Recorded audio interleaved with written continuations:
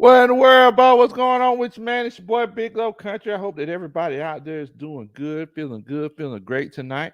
For everybody out there that don't know me, my name is Big Low Kuntry. I'm just an old country boy, former football coach that love to sit around and talk about sports. You could have been anywhere in the world tonight, but you're here with us, and I definitely and greatly appreciate that. First of all, if you're watching the show after we went live already, make sure that you put a what in the world bow in the comments. Also, make sure that you share the channel, share this show, any content that we make sure that you share it with your friends and family. Now, I'm going to tell you something. First of all, um, we actually did a live, I'm sorry, not a live video, but a vlog in regards to the actual first look. And that's actually posted on the YouTube channel.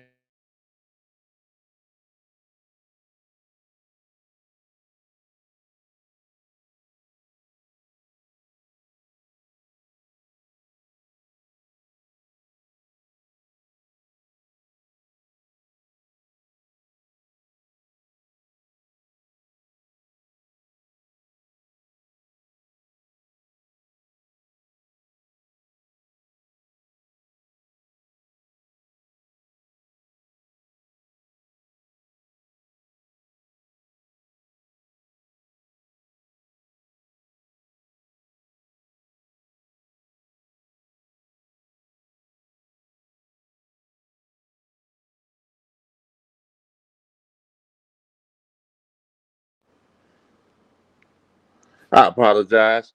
So, what I'm doing is I'm just getting back on because apparently we had issues with the laptop, but we actually did a pre-recorded show directly on um not a pre-recorded show, but we actually did a pre-recorded video kind of talking about what happened. It was actually a vlog, and we had a really good time recording it. Shouts out to Coach Roney, of course, who's always putting the content together for us. Uncle Steve was also there, and shouts out to everybody that we've seen there at Mercedes-Benz Stadium. So what we're going to do tonight, we're going to sit down and talk about what happened at the first look. I'm definitely excited. Hold on one second. Okay, I think we're good now.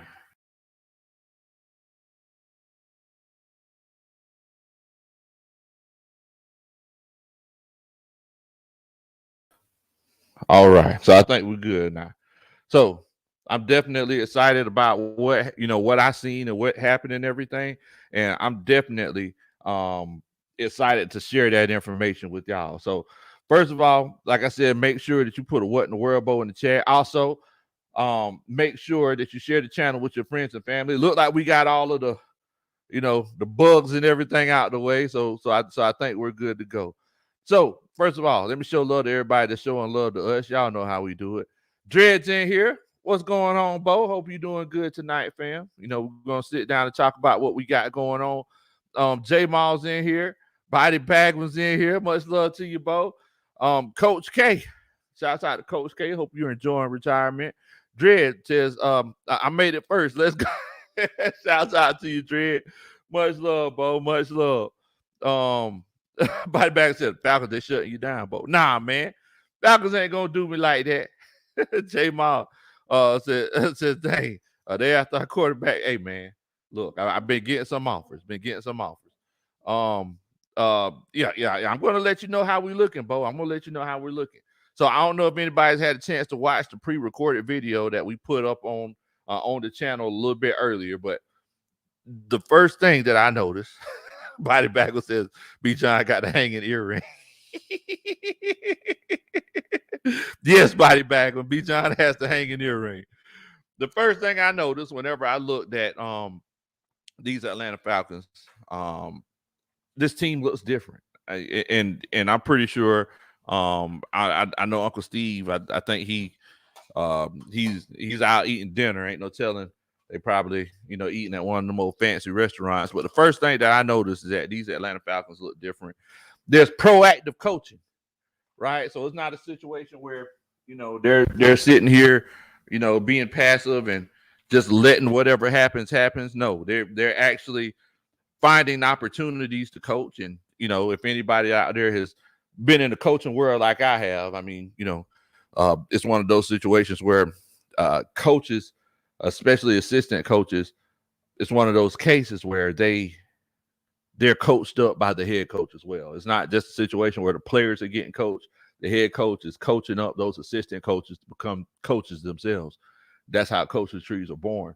And I could really see that a lot of those assistant coaches, even the positional coaches, I could really tell that they had an Arthur Smith type mentality. There was a lot of barking, a lot of chirping going on down there on the field, but they were finding opportunities to coach these guys up. Another thing that I saw that I really want to mention is the simple fact that throughout the day while we were there watching the first look for the Atlanta Falcons was the simple fact that those guys were coaching each other. I don't know if you've seen in the video, Caden Ellis. Every time I seen him, he was chirping to Troy Anderson. They were talking about run forms, run fits, and everything like that. They were talking about coverage. Whenever Troy Anderson would do a rep, he would come straight over there to Caden Ellis, and they'll kind of talk things out. Desmond Ridder, he was over there talking on the side with Drake London, and him and Taylor Heineke. They were kind of talking about angles and everything else like that. I mean, so I seen it consistently. Defensive line, Grady Jarrett, he was the sheriff. He was sitting there, going over everything with everybody. I was looking, I didn't see Calais Campbell there. I was looking for the big 93. The sun was out, so that whenever I seen that the sun was out, I knew that Calais Campbell wasn't there because he always blocks out the sun. He always block out the sun, bro. But yeah. So moving forward, I know a lot of people are asking the question. I know a lot of the $1 million question, and I think J Maul, he's already asked it. He said, "Hey, Bo, keep it real with us. Don't play no games. How does Desmond Ridder look?"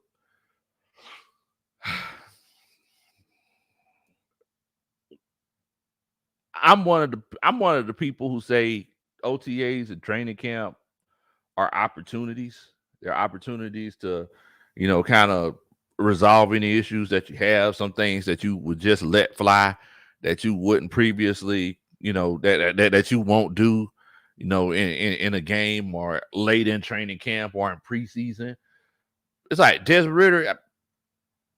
I feel like as far as the leader, the leader standpoint, Desmond Ridder looked like prototypical leader. He looked, he just had an aura about him. He just had an aura about him. Now, as far as the throws, I'm not the type of person that's going to critique every throw that somebody makes. Some throws were high, but for the most part, I mean, he was pretty much on the money. They were doing throwing drills.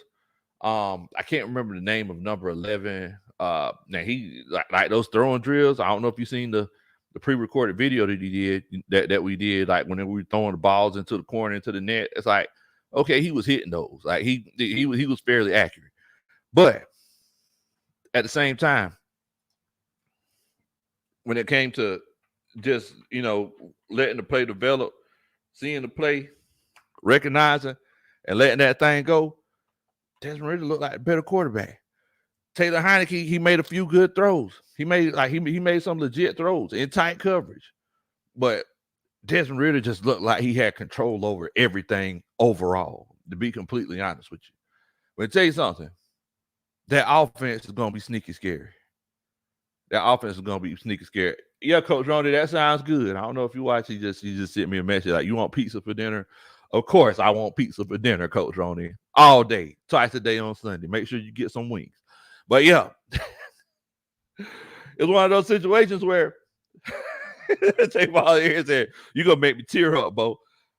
I'm just being completely honest with you. This offense, and shouts out to JR for pound. I ain't get a chance to catch up with him because I think he was on the other side of the field. But me and JR and Toby, we went to training camp last year and we watched training camp together. And I'm gonna be completely honest with you, Falcons fans.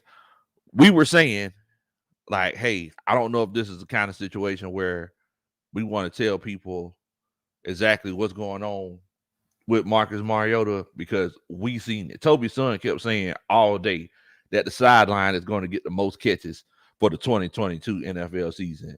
It wasn't the sideline. It was back behind the end zone. It was the net behind the goalpost because Marcus Mariota was overthrowing everybody. Like it legit didn't make any sense. So yeah, I'm whenever I look at last year, and I know we're not at the training camp stage yet. This is just OTAs. No, there's no pads. Nobody's hit nobody. You know, we can't really do anything with the pass rush. But what I can tell you is the offense just looks crisp, more crisp, crispier. Okay, Coach Ronan, she's an English major. The offense looks crispier, Bo, with Desmond Ridder at the helm and with these new weapons that you have. Because I've been telling you something. You know, of course, Drake London, he's still coming back from his injury. And per my sources, everybody's saying Drake London is good. But I've been telling you something. Jonnu Smith, if you thought Mecole Hardman,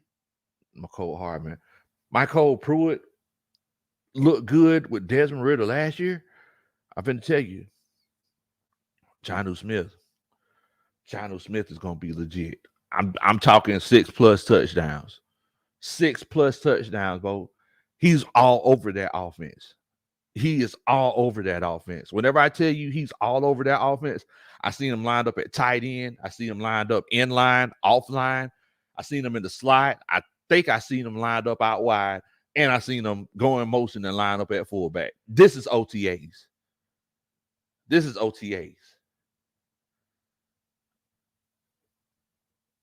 I just don't know. And then you talk about bringing in a guy like a Kyle Pitts, Mac Hollins, who looked legit.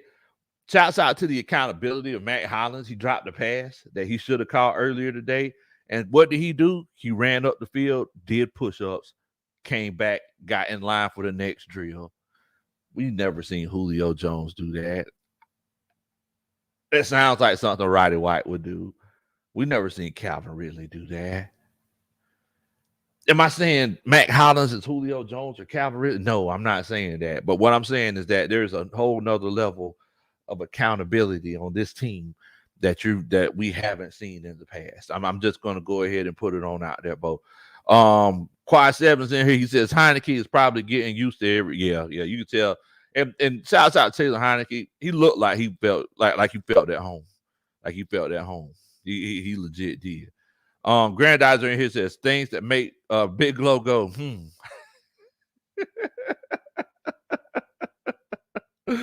Coach K, he asked me how I'm feeling about Mac Hollins.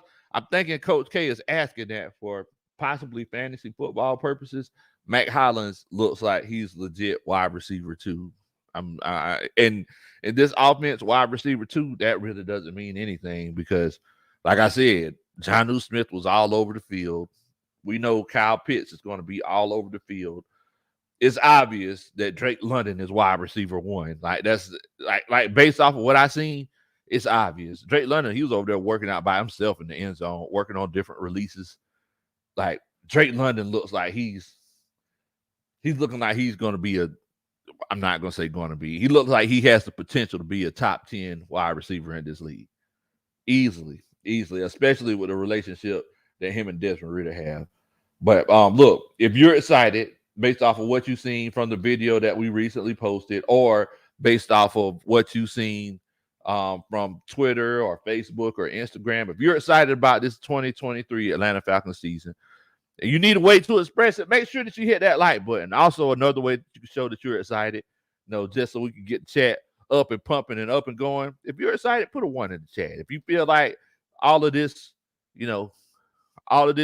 excitement is for nothing, everybody getting naked for no reason, put a 2 in the chat. I just want to know what y'all thinking because everything that I heard everybody say at practice today is one of those situations everybody was like, yeah, this team is different. This isn't your uncle's Atlanta Falcons, Bo. It's one of J. Ma, he said a whole new culture is brewing. Body Bagel says Pitts is going to have a great year. Yes, I completely agree with you, Bo. I completely agree with you. Let's see. El Campo Manny 702 says The difference is Julio was a first-round pick. Not to bash him, but first-rounders feel they have proved themselves already. I hope Mac shows out because unlike Reed and Jet Jones, he has something to prove. And you're completely right. Like Calvin Ridley and Julio Jones, they came in from a highly heralded college career. And it was one of those situations where they're like, hey, like, I'm Calvin Ridley. I'm probably the best wide receiver in this draft. I could break rookie records. I'm Julio Jones. I'm going to be one of the best wide receivers in Atlanta Falcons history and in NFL history. I don't got to do push-ups. I can run every route in the route tree. I'm 225, 6'3". I'm good. You know what I'm saying? Meanwhile, Mac Hollins, like you said, he has a few more things to prove, right? Mac Hollins, he's just walking around barefoot. Mac Hollins just walking around barefooted. Like, hey, man, barefoot lifestyle, hair everywhere. I was like, man, is that a lion running up and down the field? What in the world, Bo? What in the world? He was trying to catch the ball, hair getting in his face. Like, hey, Bo, you need to tie that thing back.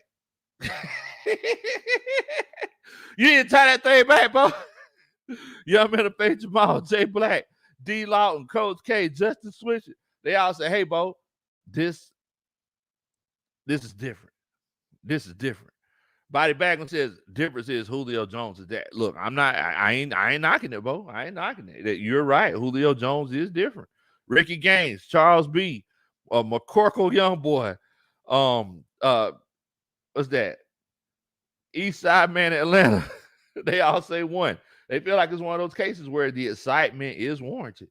Quiet Sevens, he says 2, but Ritter is the only reason for it too. And I'm not going to lie to you. I'm going to be completely, honestly, and completely transparent. There were a lot of people in the stands who were saying, hey, I don't know if this is the guy. Like, yeah, everything else is looking good, and this defense is looking good, but is it because of the guy that's throwing the ball? Somebody said, I ain't going to tell you who it was, because, I don't want y'all going at him. But somebody said, they was like, it seems like he got a case of the Matt Ryans, because you see a whole lot of before he throws it. I'm like, look, man, there's a lot of stuff going on. It's a fast game out there, boy. There's a lot of stuff going on. Sometimes you got to pump that thing. You get ready to put it back. Like, wait a minute. No, I can't let it go yet. But, I'm going to be completely honest with you, Quiet Seven. There was a few people that I seen out in the stands who were saying, like, hey, I don't know if this is the guy. I don't know if this is the move that this team needs to make to that's going to take us to the next level. I even heard Lamar Jackson's name a couple of times. Lamar Jackson assigned his contract. Lamar Jackson assigned his contract. He good. Greg Dodger says, Big Low, I gotta work tonight, but I still give you. Well, I appreciate that, bro. I appreciate that. Greg Dodger says, Big Low, I heard the Child Boy look good today too. Just stop it. Hey, man, everybody look good. Whole team look good. Child Boy, people in the concession stand, they looked in mid-season form while they were selling them $6 chicken fingers. Yes, you heard that right. $6 chicken fingers. If you don't believe me, watch the video. Watch the pre-recorded video if you don't believe me, Bo. Tony Wright's in here. He says, well, then, when Desmond Ridder does what he did at the University of Cincinnati, there are those people who doubt him don't think of jumping on the bandwagon then. And I agree with you. Look, Desmond Ridder is who he is. Ain't no need to talk about nobody else. What's going on, Tony, right? J Miles says, Big Low, did you answer my question? How Akuda looked? Sorry, I stepped away. Okay. So Akuda actually broke up. He actually broke up a pass that caused an interception. Look, Jeff Okudah is looking like that guy who we thought he was 4 years ago when he came into the NFL. He came into the NFL draft and got drafted 3rd overall. If the guy that he's guarding goes to the bathroom, Jeff Okudah is handing him the toilet paper bowl. Jeff Okudah is legit that guy. I'm going to be completely honest with you. The only thing that I'm worried about with Jeff Okudah because I know he had his injury issues in the past. The only thing I'm worried about, I just don't want the young Thundercat to get hurt. So there ain't nobody at the door, Bo. I'm knocking on wood. That ain't nobody at the door, Bo. I'm knocking on wood. I just hope the young Thundercat don't get hurt. Coach Ronan says, talk about Taylor Heineke. You know what? I'm gonna tell you something, y'all, and I'm gonna be completely and honestly transparent with you. Coach Ronan keep talking about Taylor Heineke. I don't know if there's something that she want to tell me or what, but Coach Ronan, she acting like she got this infatuation with Taylor Heineke. What's going on, Coach Ronan? So there was a lot of film that we took. Yeah, we took a lot of film. That they didn't get to see, and Heineke was looking Heineke was looking legit. He was looking legit. I ain't gonna lie to you. Taylor Heineke looking like he might be Coach Ronan's favorite player on the roster. No. Because he keeps talking about him. He keep bringing him up. I'm gonna stick with Desmond. Oh, okay. Desmond, your favorite player? No. Who's your favorite player on the roster? I don't know that I have one. Actually. You don't have a favorite player? No, I don't think I do. See, you supposed to say Big Low Kuntry. That was yeah. See, you see how she do me. You should be talking about Taylor Heineke. Oh, okay. All right. Oh man. Justin said, she got something she want to tell you, Coach Low. Hey, I don't know what it is. But yeah, so Taylor Heineke in game, like in game situations, not the passing drills, in the game situations, Taylor Heineke looked legit. He squeezed a lot of tight passes in some tight spaces. He looked calm and composed. He moved around well. Of course, we're not going to see exactly what he's about until the preseason. But I think this is one of those situations where, like, this is the best I've felt in years. I'll say, could be ever. Not ever. Come on. I mean, who's a better backup quarterback? Michael Vick? We didn't know who Michael Vick was.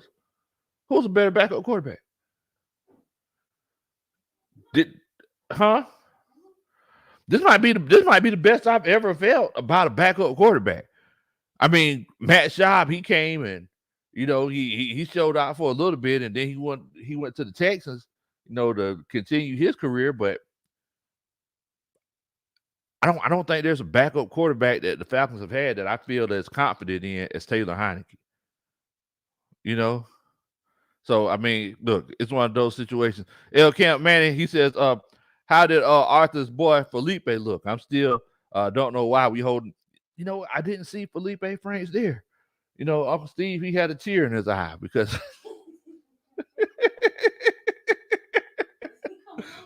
so I put the link in the chat. I think he's eating with the wife, and he's gonna come on a little bit later. But Uncle Steve, he had a tear in his eye.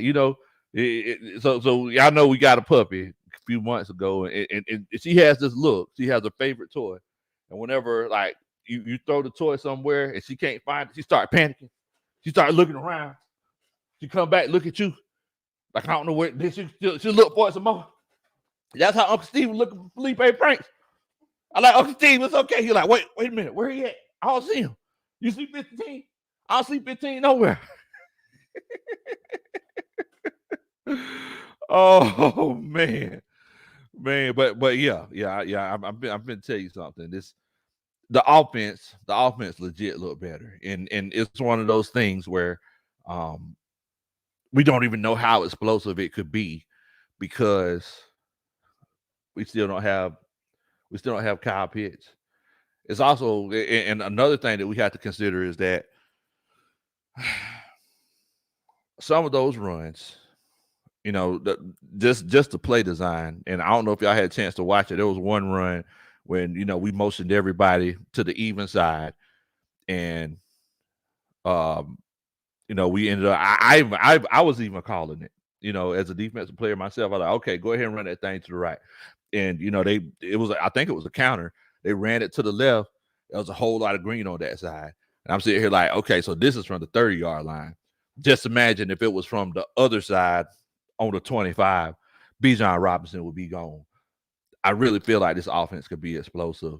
Maybe I'm just getting naked because I hadn't had Tennessee football in a long time, but I really feel like this offense could be explosive. J Mall, he says Taylor is a good backup. He's a good backup as you can ask for. I'm comfortable with him.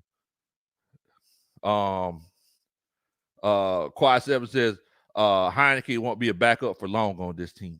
I don't know. I don't know, but you sound like the people in the stands.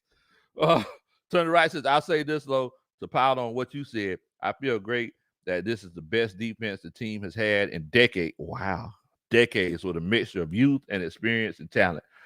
Look, Tony Wright, I'm going to tell you something. As far as that defensive side of the ball,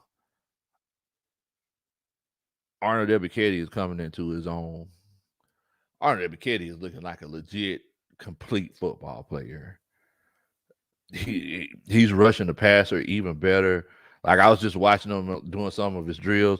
The thing is that like practices like this right here, like I can't legit say who looks good on the defensive line. No, that's one of those reasons why I really couldn't put too much line play on that video that we did. But one thing that I can say is that the drills that Arnold Ebiketie was doing, he was rushing the passer with such fluidity. I mean, his pass rush moves were seamless. They say that one thing about your pass rush moves whenever you start coming up field and whatever move that you choose, if you're throwing clubs or if you're giving straight arms or what I'm saying, if you're swimming through or if you're doing the tug and pull, anything, it's like you want it to look like one of those situations where you they don't even see what your hands doing because you're coming up field. That's why you see people come up field. First thing they do is put them hands up because when that lineman, especially those tackles, whenever they do that kickback, what's the first thing to do? Once they get that back foot back, boom, here they go, thumbs up. Yeah, I see this young lineman, thumbs up, boom. They stick them arms out. So whenever we rush the passer, we want to come and John Abraham, shouts out to John Abraham, met him today. I told him he could get me 10 sacks still. He said he agreed with me. But that's why whenever we rush the passer, we come and we say, hey, I don't want you to touch me. You don't need to touch me. You're not privileged enough to touch me. So that's why it's a fight. It's a 5-yard fight every play. 5-yard fight every play. Raymond, he says, did any of the rookies or undrafted players look promising? Of course. Oh, let me ask you this, Coach Run. Was there any players that you felt like that really stood out to you?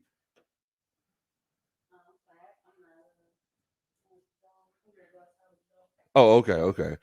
I know Coach Ronnie, of course, she liked Taylor Heineke. That was her guy. But of course, Bijan Robinson. Bijan Robinson looks like, straight nothing but the truth. Over there. He was catching passes out of the backfield. Whenever he did run, it looked like every run that he had, he could break it for a long one. Bijan Robinson jumped off the page. I'm going to say something. It's not going to be the most popular opinion, but look, I'm just going to go ahead and put it on out there. Let's just keep it a buck.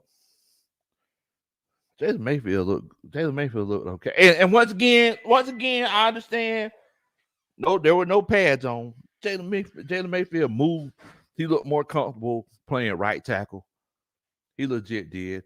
D'Angelo Malone, J Mall, he asked me if D'Angelo Malone was there. Yes, sir, he was there, and he looked good. He looked like he was a little bit more comfortable in his role as well. I'm trying to think who else. Frank Darby, I just can't get on the whole Frank Darby train, guys. I know a lot of people, like Frank Darby because of his personality and everything, but he legit just don't do it for me. Whenever I watch him on the field, I mean, it's one of those cases where he can't get me going. I'm sorry. He just feel like a special teams player. He legit feel like a special teams player. I'm sorry. Coach K says, hey man, I'm gonna get me a Bijan jersey now for sure. Mr. CDX in here. What in the world, Bo? What's going on with your fam? Atlanta Bird Games there. He says my boy Jalen Mayfield. That's my pick for the comeback player of the year. Hey, your boy Jalen Mayfield. He looked pretty comfortable. Coach K in here says how to collect. So I didn't see Calais Campbell there. I didn't see. Yeah, he wasn't there, Coach Ronnie? Yeah, I didn't see him. Huh? Yeah, Kyle Pitts and Cordell Patterson wasn't there. Yeah. So I mean, I didn't get a chance to see him. Choir member Patterson says, was Camaro Patterson there? What in the world? Oh man, Tony Wright says Jalen Mayfield won't beat out Tyler Vrabel for that backup right tackle. Yeah, I completely agree, Tony Wright. Yeah, this was completely voluntary, but to have vets there like Chris Lindstrom, who just signed a new contract, new $100 million contract, Caleb McGarry, the Grady Jarrett's, OGs, to have guys like that there, that really spoke volumes. Atlanta Bird Game says TikTok. Yes, that's it. He'll give you a good TikTok, but I don't think he, as far as NFL caliber, I don't know if he's running the 7 route like that. So the right says, remember, outside linebacker Arnold Ebiketie was the next outside linebacker to go after Mike Parsons. Yes, I definitely remember that. Matt Time Daddy's in here. Much love to you, Bo. Hope you're doing good, fam. Charles B says the best defense ever was that set. Yes, that 77 Grits Blitz. I mean, those boys, that's the type of defense that you want to see again. But I mean, everybody, I really feel like in today's NFL, I don't think it's a situation where we'll really see a defense as is dominated as that again. I mean, now in today's NFL, it's more so one of those cases where we're looking for opportunities. It's not a situation where it's like, hey, we're just going to consistently shut you down. That's it. We're bringing it to your front door. That's it. Like, nah, it's a situation now where it's like, okay, we're looking for opportunities, some tip passes, drop passes, ball pop up, or you know what I'm saying? That's more so what we're looking for now. So, I mean, I don't think we're gonna see too many of those grits blitzes where we blitz 80-90% of the time and hold people to single scoring points. I don't think that's gonna be a thing anymore. The NFL is just built for people to score the ball.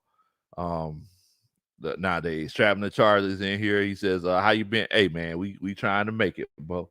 Taking it slow like a cat eating a grubbing hobo. You already know. Coach K says Bud Dupree was. I don't think I seen Bud Dupree. And like I said, he very well could have been there, but these OTAs, man, it's like on those offensive and defensive lines, there's really not too much that you can see. Those guys are really just kind of getting a workout. They ain't really doing too much work against each other. The King says, I'm rooting for Mayfield. People forget he was only 19 his rookie season. Yeah, man. I mean, everybody remember poor kid. He went over there to the sideline and cried, after those first couple of series when he was just getting dog walked, by Javon Hargrave and them in that Philadelphia defense. That's a tough defensive line to go against your first year. So I tell people all the time, the young man still ain't got his grown man strength yet. He's still going off the power. He's still going off the power of Capri Suns and popsicles. That boy don't eat no steak. That boy goes to the steakhouse to eat chicken fingers. He's still a baby. Oh man, Quad 7 says how to Bergeron. He'll be critical to our offense.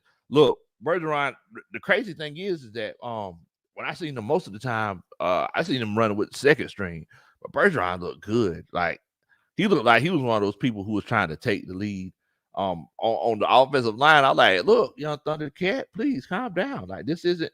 Look, you pay your dues first, bro. You ain't telling nobody. But look, whenever you draft all team captains coming out of college, you're gonna have some of those guys. And once again, that's where we go back to that whole accountability thing, right? So it's definitely important. Ayan Patel, he says, did you have food and drinks? Of course. We got the $6 chicken fingers. Yeah. And fries. That's right. Chicken fingers and fries, $6. Can't beat it, man. Can't beat it. Jeremy Dupree, he says, number one, he says, yeah, man. Yeah, he said he excited about this season.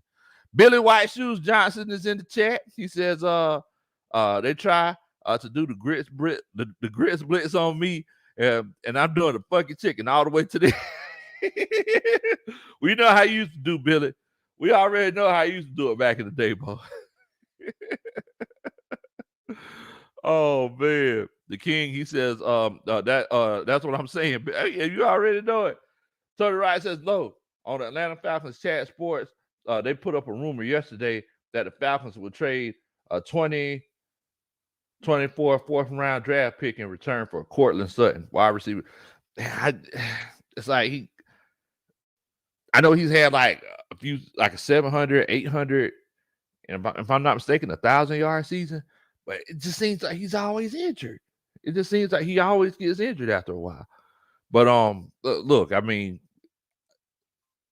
if they're looking at trying to get him, he must have some really, really good positive characteristics for them to try to want to make a trade for him. Because everybody that we've drafted and everybody that we've actually made a trade for, it was one of those cases where it was people that we know that they were going to bring positive inputs to the team. Oh, okay. I put the link in the chat. I thought it was Uncle Steve. We got old Smitty Smith dog here. What's going on, Smitty? Hey, what's up, G? Oh, Smitty, your mic ain't on, Bo. We can't hear you. Give me one second. Tony Wright says Javon Hargrave got paid partially because of Jalen Mayfield. It was Hargrave's coming out party in that first game of the season in 20. Yes. It definitely was. It definitely was. Nuka ATL says, "What up, Big Low? Long time, but I've been listening. Falcons gonna rise up." Well, hey man, I appreciate you, Nuka. Much love to you, brother. Much love to your family. Oh, wait a minute. They said they can hear Smitty. Oh, you can hear him? Oh, you couldn't hear him? Okay. Yeah, my mic on. Yeah, we can't hear you, Smitty. My mic on. It say my mic on. Oh, you can hear him now? Hold on. Let me check one thing here, Smitty. My bad, brother. There's probably something going on my end. Okay, go ahead, Smitty. What's up, G? I can hear you now, brother. You doing all right? Yeah, bro. They're trying to set this damn link up. But I'm good, bro, man. I seen you out at the stadium with Uncle Steve, man. Y'all went out there fighting about who's going to be the lead singer, ain't you? Man, I told Uncle Steve I ain't finna fight with him. I said, look, we let the people decide. I said, we got to do a versus. We can do a versus, Uncle Steve. That's cool. Y'all crazy. But what's good, bro, man? Tell me what you saw good today, man. I wasn't able to make it. Man, so basically, it was one of those situations where, because, it's OTAs. So, you're not really going to see too much. You're really just kind of seeing how the team practices. Number one, the first thing I seen that this was a well-organized practice. I remember back in the day whenever Dan Quinn, was in Atlanta, he used to run his practices. Sometimes it kind of seemed chaotic. He was always trying to, have competitions against each other and do like the in-game competition. The in-practice competitions. And it kind of got chaotic. These practices, they're very well organized. They got different stations set up and they rotate, throughout the stations and everything. And that's structure, man. When you got good structure, man, organization is gonna be easy. Because structure is making sure that everything is in the right place and everything is going to flow smoothly. And this is why I have confidence in this team, man, because of the way they run the team. As I told y'all on the show, I think it was last week, I've never seen a front office disorganized. Every front office that I've known before this one, dysfunctional, unorganized, and chaotic, like you said. So this is just another just a sight to see just all together, man. Yeah, it definitely is. It definitely is. Now, Ayon, he was asking who's the number 2 wide receiver. But from what I seen, every time that first team was on the field, it was Matt Hollins out there. That's what you seen too, Coach Ronan. Yeah. I mean, Matt Hollins, it looks like it's pretty much his job, but Kyle Pitts also wasn't on the field either. So we don't know. Yeah. And to be honest, man, ain't nothing wrong with that, bro. Because at the end of the day, man, we all know. Once we get that first snap week 1, we know Kyle Pitts gonna be the number 2 receiver. Oh yeah. I mean, that's without question. Man, I'm tell you one thing though. Drake London looks like a bona fide wide receiver now.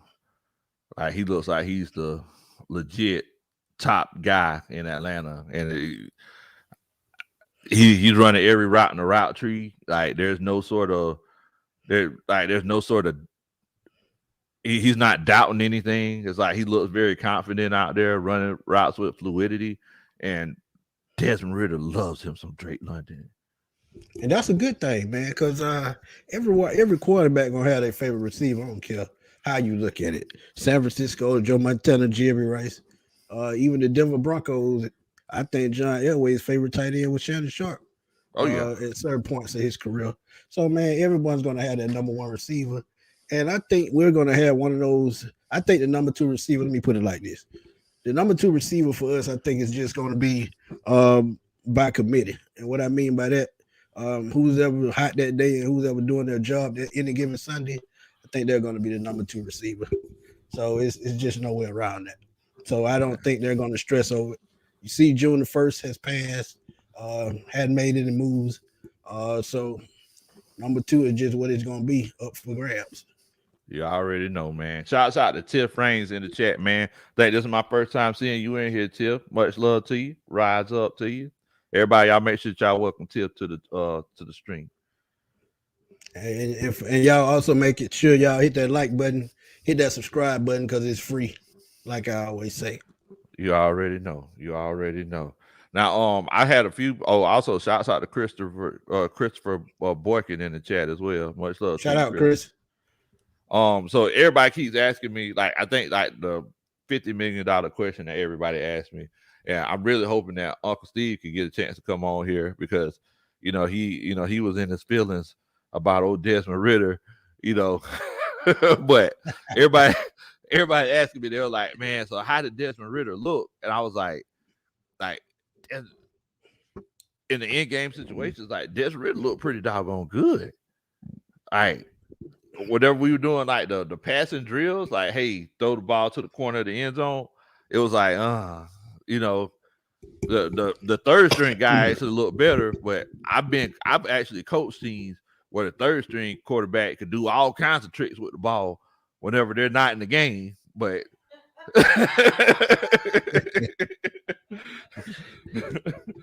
Uncle Steve, he said he coming on in 5 minutes. Cool. But yeah, I mean it's one of those cases where moving forward, we just gotta see what we could get figured out, man. What up, Tiff? What's going on, Tiff? Tiff says, nice to meet you. Hey, Smitty. Yeah, Tiff, this is my little bro, man. It's Big Low Kuntry, man. He does this Falcon thing too, man. My little bro, man, he part of the 4 Horsemen. What I call Big Low Kuntry, Uncle Steve, myself, and our boy Berto in Rhode Island, who need to move to Atlanta. So you already know, man. Hey, we the 4 Horsemen. You already know. Creole says, how did Anderson look in coverage? So Anderson actually looked about the same to me. It's like I tell everybody all the time, people who ain't fast, people who's fast necessarily, that don't mean that they could cover, right? We've seen a lot of people who run 4.5s and 4.6s, that could, it can't cover a plate in the microwave. We also see people who run 4.2s or 4.3s. It's like putting a paper towel on the king size bed. They just can't cover. Oh man. But I mean, he looked about the same, but it's hard to guard people on 7-on-7s, right? So yeah, it's a completely different story. One thing about coverage, man, coverage is never gonna be perfect. So get that out y'all head. Coverage is only gonna be as good as the defensive play you call, because every defensive play has you going in a different direction. Now, if you overlap and run into the lanes of a receiver, you get lucky. But 9 times out of 10, coverage is just what it's gonna be. I mean, it's not easy, especially for a linebacker who's always backpedaling. So it's even tougher for them. You're right. And one of the toughest things to do is to cover somebody that's coming out the backfield, because you get one of these shifty running backs that's coming out of the backfield. All right, number one, you don't know which direction they're going in. First of all, you don't know if they're staying in the block or if they're coming out, and then they got the whole field to work with, so they can run a Texas route, run Tennessee, come in, cut back out, or they can just go straight up the field. I mean, you legit never know. So, I mean, I feel sorry for those guys out there. Let's see here. What's going on, False Start Falcon? Much love to you, man. Falcon, what's the deal? And definitely, man. D. Lawton, he says Uncle Steve said that Bijan looks like a Mack truck out there. Man, come on, man. He said that man look like a Mack truck out there, Smitty. I ain't gonna lie, man. He got legs like Earl Campbell, it looked like. So you're not gonna be able to just arm tackle that dude. I'm telling you right now. He had thighs out, Smitty. He had thighs out. I don't know if you see the video. I was talking about it. But what you said, this open practice, not freak Nick.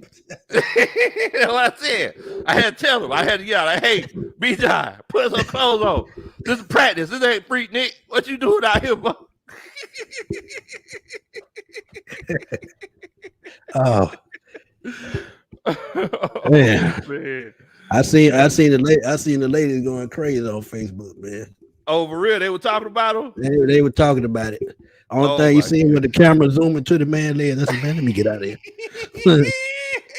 Yeah, these women, boy, they wild, boy. I ain't want to see that. Shouts out to my homeboy Yearly in here. What in the world, boy? Oh, Yearly was at the Benz today, man. I wish I could have had a chance to reach up. Yeah, great man. Great follow on Twitter, man. Great follow. Cool on people. Twitter. Yes, sir. I love old Yearly. He put up videos all the time about where he headed to or where he's at, man. Much love to him. Never wrong with traveling, bro. Never wrong with traveling. Henry Truong's in here. He says, good evening, gentlemen, and Falcons fans everywhere. I'll make sure y'all welcome Henry to the stream. Definitely. What's up, Brisky? Definitely. Yeah, man. So, I mean, I know that, like, I know I'm throwing a whole bunch at you, but, like, was there anything that, like, moving forward, like, is there anything that you feel like the Falcons need to, like, really improve on coming up this season, or?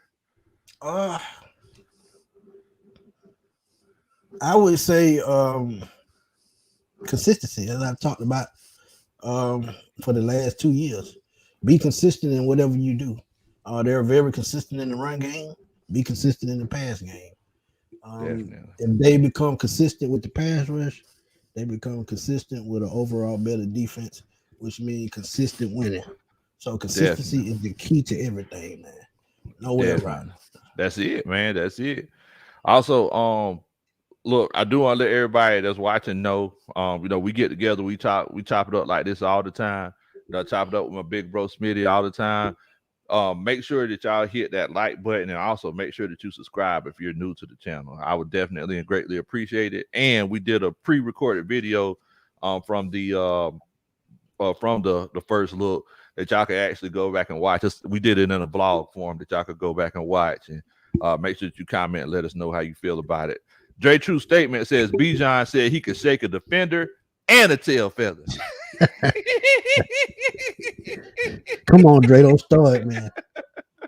Don't start, man.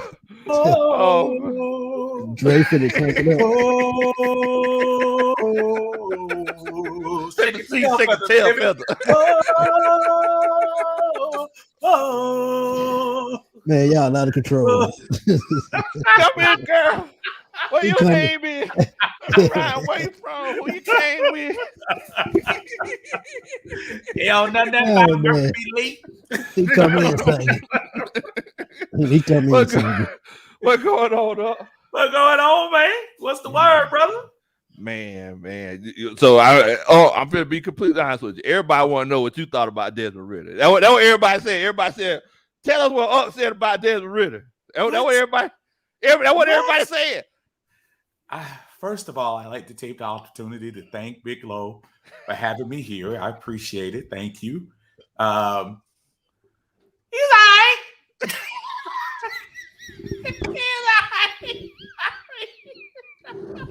Come on, man. Come on. Hey, man. I'm just telling you, bro. He's all right. Why you say that? No, man. Listen, it's so funny to me. Overall, I enjoyed it. I think it's a great class thing that the Falcons do, give the opportunity for the fans to come in there, especially in the place where we're going to see them play. I think that was just a great venue to have that in. Now, getting to the specifics, I think he came out there. It was kind of interesting, man. I think he came out there a little butterflies. I know it's practice, but they did have. I think they had shoulder pads on, though. They had some shoulder pads. A couple of them, didn't they? I don't think so. Yeah, it looked like they did. Maybe some of them didn't work out. They aren't allowed to wear pads yet. That's league rules. Okay, well, whatever they had tissue under there. How about that? They had tissue underneath their shoulder pad, and it was just interesting to me. I saw the first couple of, especially when the 7-on-7s came in. I saw them try to squeeze a couple in there, and the defense. Look. The defense was running to the ball like it was nobody's business.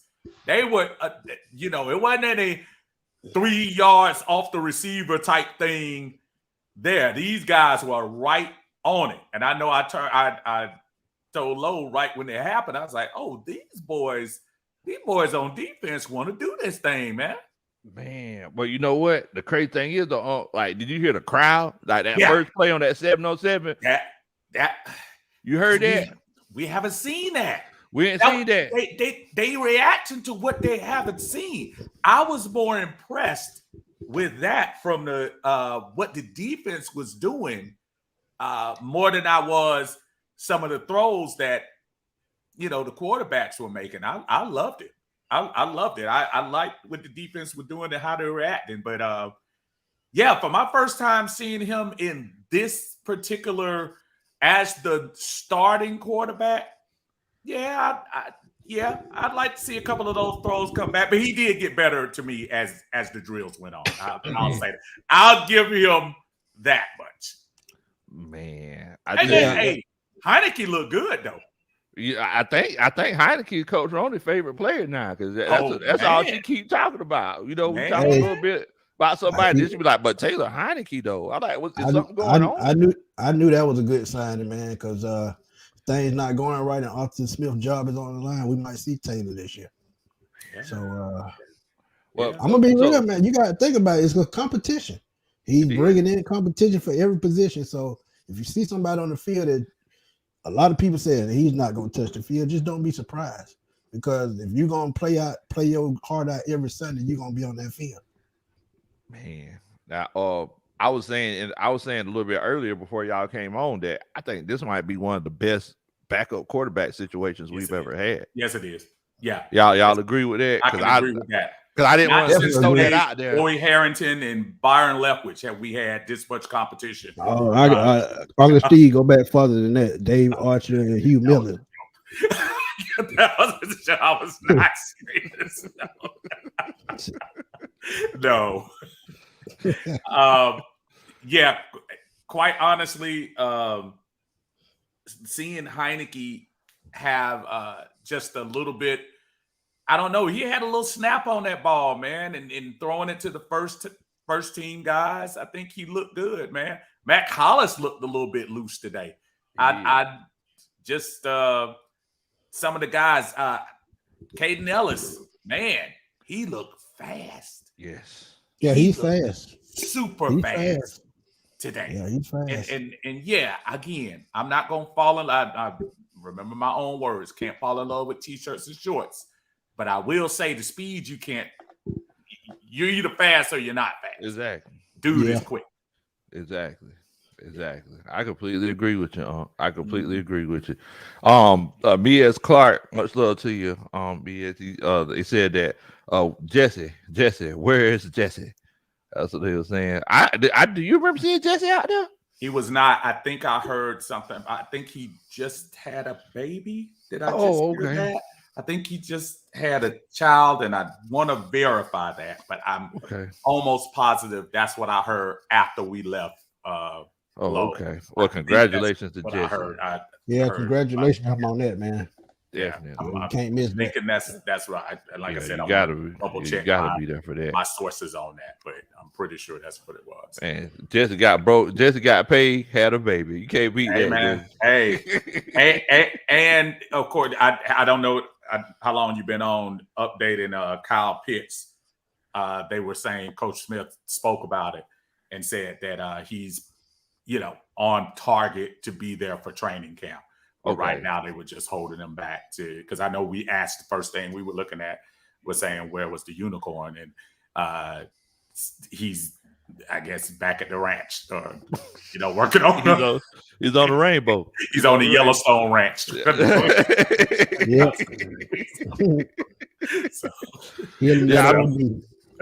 According to what I hear, like everybody's saying, from my sources, in the building, everybody's saying that he's pretty much good to go, but they're just trying to make sure that they're, being careful with him.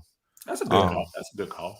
Yeah, Charlene Samuels in here said, "What's good, Smitty? What's going on, Charlene? Miss Charlene, what's good?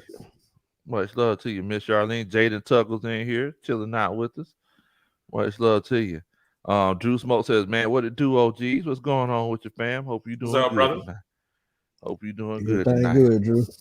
But that first play on the 7-on-7s, and I showed it on my pre-recorded video. I don't know if you had a chance to see it or not yet. I actually did. Oh, my wife said to show me what you were doing with Big Low, and she was more interested in looking at you than she was listening to me talk. And I kind of was trying to remind her, like, hey, bro. Because she know Logo keep the jokes going. She already know. Big Johnson, I already know Big Logo keep them jokes coming. Hey, man. Hey, but that first play, like he said, kind of set the tone for me for what I was looking at with the defense, man. And I said this when we were up there, that it just looked different. Yeah. The coaching looked different. Speak on that, huh? Yeah, and when you saw them, it looked like they were literally teaching instead of just going through the motions. It looked like they were talking every 7-on-7 play. The 6 or 7 coaches around, everybody was barking something at somebody. Just specifically kind of looking out for them. And that's something that I really am liking, that they're trying to teach these guys, even with the influx of veterans that we have on the team this year. The teaching has not stopped. So I loved what I saw from that aspect. You know what it reminded me of? It reminded me of 2016. That preseason, but 2016 before that Super Bowl run, all of those young defensive players, when they were just hawking all over the field, it kind of reminded me of that. I'm sorry, Smitty, go ahead. Oh no, I was just gonna say a lot of this hype, what fans were hyped today was mainly anticipation. They've been anticipating this for a long time. Once the free agents period started and the draft come and the new players come in, the anticipation build up. And when they finally see the guy hit the field, they just lose it. Man, it was interesting to see today, Lo, when they brought certain people out there. I was surprised they didn't bring Bijan out there. I don't know whether that was a rookie. We're not going to throw the rookie out there or not, but they brought Koo out there first, and then they talked to Desmond. Oh yeah, they did talk to Desmond, didn't they? They talked to Desmond. Yeah, and was Desmond before Grady or after Grady? I think he was before. Okay, and then they talked to Grady. I was just kind of, the fans were definitely into it. It was an interesting reception for each one of them. I think Grady, to me, it seemed like Grady got the most love, but it was interesting. A very good reception for Desmond Ridder, though. Yeah, it definitely was. Now, Maverick asked how did Okudah look, and I was telling them earlier, Maverick, that Okudah actually forced the interception. Yes, he did. And I said earlier, he's looking like if the guy that he's guarding goes to the bathroom, he's going to hand him the toilet paper. Like that's who threw that pass, Big Low? Oh man, I thought it was Taylor Heinicke. It wasn't Taylor Heinicke. I thought that was number 9, man. It was number I thought it was number 9. It was number 9. It was number 9. It was number 9. It was number 9. It was number 9. It was number 9, though. Yeah, I thought it was number 9. But that's to me, that's a good thing because it's iron sharpening iron. Exactly. That means Jeff Okudah is making plays, and Desmond Ridder has something that he needs to work on. So it works. Iron sharpening paper, because that's fine. I'm trying to take up for that, man. Hey, listen, Get that hate out your heart, dog. I had to say it. Get the hate out your heart. I am going to be because I want the best out of this young man. I want at the end of this season for them to say, oh my goodness, look what we cultivated. Look what this turned into. So yeah, you're right, Smitty, to a certain extent. Yeah, you make your mistakes now. If you're gonna do that, right, do it in the 7-on-7s, do it in training camp, do it in preseason. So by the time you get to the real game, you'll be good. So I agree with you, brother. Yeah, true. And we saw it last preseason when he threw those interceptions. He got right on to the next series. When he came back in the game, he had his head on straight. So he has a quick reflex to forget what he just did and go back to doing what he needed to do. So that's a good thing, the quality that he carries. Right, man. Shouts out to Coach John Higgins. He put in the chat. He said that Big Low put some of them chickens out there and let them chase them chickens around so they could get faster. So you could tell that John Higgins been around football in the country because that's what we do to help with pursuit. No, seriously. You put chickens or a rabbit. If you could get an enclosed space, you put a rabbit in an enclosed space. That's what we do. We chase them around, and that helps us work on angles. That's everybody wonder why these country boys always come to the dome and win these championships because they ain't training like that up here. Well, we're not used to that particular thing. Where me and Smitty come from was in the hardcore Bankhead area. We used to put rats on the street. Oh my God! What we do is we would chase the rodents across. And when you kick the tail, you knew that it was. If they weren't chasing, the rats weren't chasing us. Right. Go boy, look. Hey, them rats back then, they had world-class Carl Lewis speed. Benny, that 7-Eleven across the street from Yates Line. Right behind that garbage can. Oh, man, yeah. Right going down to the King's Grant. You already know. Yes, sir. Yeah. You in my. Shouts out to Coach. Let's get it, man. He says 3 men I admire and respect to the fullest. Rise up. Dun, dun, dun. Well, I got hit a little bit extra. That's a Superman chat. I appreciate that, Bo. But to Coach, let's get it, man. Shout out to my dude, man. Shout out. Yes, man. Definitely. We be thinking about you, Bo. Thinking about you. All right, so I said in my video, Uncle Steve and Smitty. So I said this. I threw this out there, and I think it's legit. Number one, guys who have hanging earrings are different. And I thought about it today. I'll talk about Bijan Robinson for everybody in the chat. But I mean, tell me where I'm wrong. You got to be special. Prince had hanging earrings, and he was special. So he was special. Tell me somebody who had a hanging earring, they weren't legit. I'm just saying. LT was another one. LT. Who else? Dion. Okay. Derrick Henry. Y'all tell me I'm wrong now. I'm just saying. Who you see with a hanging earring? He was just average. We ain't never seen it before. That's a sign. Bo Jackson. Bo Jackson had the hanging earring. I can go on and on. I'm just saying. Oh man, you got to be special if you got to hang earring. Yeah, Dion had them too. Yeah, Dion had to hang earring. Am I lying? That's all I'm saying. Am I lying? I detect no lies. However, I'll let you go with that narrative. Oh man. I will say this: Bijan looked like he looked bigger than I saw him. I don't know what he's been doing. I don't know. Maybe he put on some shorts that were too short, too small for him. But he looked very put together, and I ain't talking Mike Davis put together. He looked like he could really sprint around that. Now, Lowe called him slow on one play. No, I did. I ain't call that man slow up. You told me. I told him.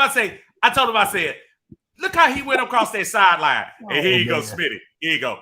I think he would have caught him.